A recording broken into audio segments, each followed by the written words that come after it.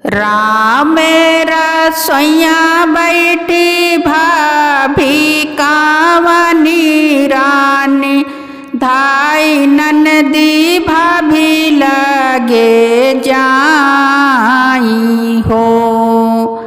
हमरा बियाहवा तू ठान्यू मोरी भाभी, छुटी जई है नई हर हमार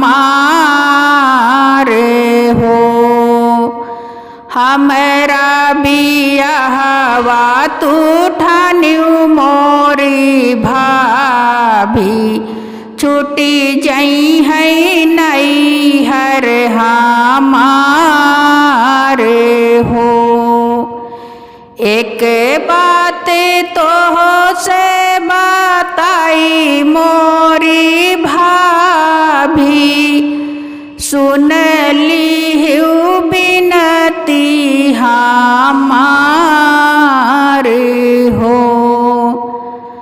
हमरे ससुररिया कई दूर डगरिया, भैया के भेजू छठ मास हो।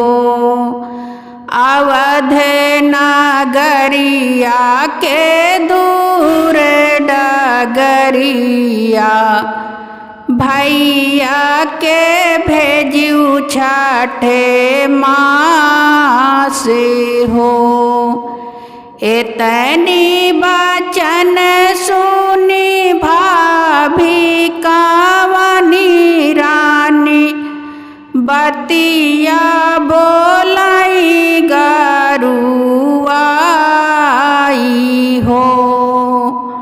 सावना भदौना के बाढ़ल नदिया, नहीं जई है स्वामी हमार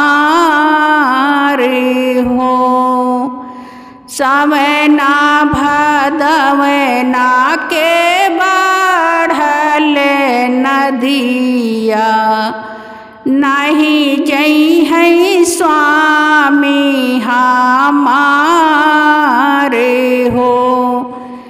इतनी बचन सुनी बेटी कावनी रानी, नैनन ढुरई लागे आंसू हो।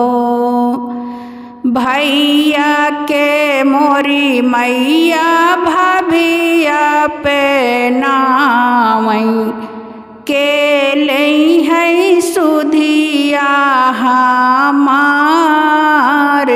हो। भैया के मोरी मैया भाभिया पे नावई, के लई है सुधिया हमार हो। रोवत बेटी के मैया समझावई, अचरा से पोछाई आंसू हो। नौआ जई है बेटी बारी जई है, बभना खबर जई है ले हो।